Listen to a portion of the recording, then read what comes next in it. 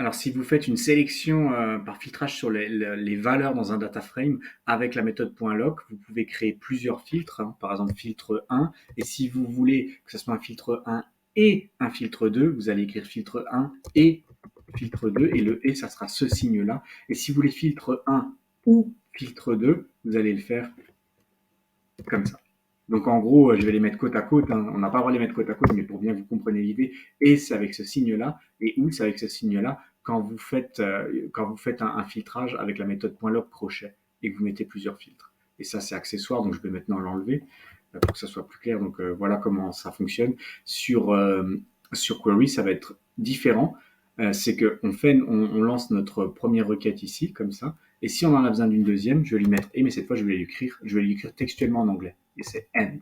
Donc, ça. Et maintenant, je peux lui en mettre un deuxième et je vais lui dire, par exemple, ben, je veux je sais pas, que pluie. Et vous voyez bien, toujours pas entre guillemets. C'est là où c'est un peu spécial, c'est que je ne mets plus de guillemets maintenant pour mes colonnes. Query ne marche que sur les labels de colonnes, puisque les labels de colonnes, c'est du texte. Et donc, il va comprendre que ça, c'est le label d'une colonne à chaque fois qu'il voit quelque chose. Ça, il sait que c'est un mot-clé. Ça, il sait que c'est un signe-clé. Ça, il sait que c'est un chiffre. Donc, voilà, il n'y a pas grand-chose à lui écrire. Et on va dire, ben, si on a pluie qui est égal à, par exemple, sec, et donc comme là, c'est une chaîne de caractères, je vais mettre un autre type de guillemets. Je peux pas mettre les mêmes guillemets que j'ai utilisé pour l'ouverture et la fermeture. Je fais ça. Et donc là, il m'a sorti donc tous les Mac 03 super à 80 et avec la pluie qui était en sec. Et sinon, si je veux donc ça on va dire c'est la même chose que celui-ci, sauf que si vous utilisez la méthode en .lock crochet, vous devez utiliser ça. Le end ne marchera pas. Et ici, c'est end qu'il faut utiliser. Encore une spécificité de Pandas à connaître. Et pour le or, donc pour le ou, c'est comme ça avec la méthode .lock crochet. Et pour la méthode query, si vous l'écrivez en anglais, pardon, pas ici, pardon, justement pour la méthode query, c'est ici, or, exécute. Et donc là, il me le sort, il y en a un paquet. 78, c'est pour ça qu'il a tronqué, il tronque après 60. Et je vais vous montrer une dernière chose avec Query où vous risquerez d'avoir des erreurs de syntaxe ou en tout cas, je vais vous générer une erreur. Je vais vous montrer comment on peut. Il existe un alias à mettre pour éviter cette erreur. Donc, ça sera ma dernière vidéo sur Query. Donc, vous pouvez vous amuser avec. C'est, on va dire, la dernière solution méthode pour faire de la sélection filtrage sur valeur. Donc, soit vous utilisez le .lock, et je vous conseille plutôt d'utiliser le .lock, parce que l'avantage du .lock, c'est que derrière, vous pouvez balancer les colonnes.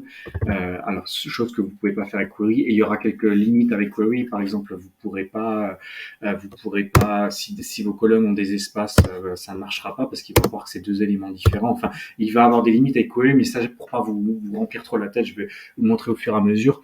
Mais c'est quelque chose qu'on peut utiliser pour être rapide dans nos requêtes. Moi, j'utilise quand même assez fréquemment quand je fais des petites, on va dire des petites requêtes pour moi. Ensuite, si je veux faire un Jupyter Notebook assez propre, je vais plutôt avoir tendance à utiliser celui-ci parce que celui-ci sera plus compréhensible pour ceux qui vont le lire.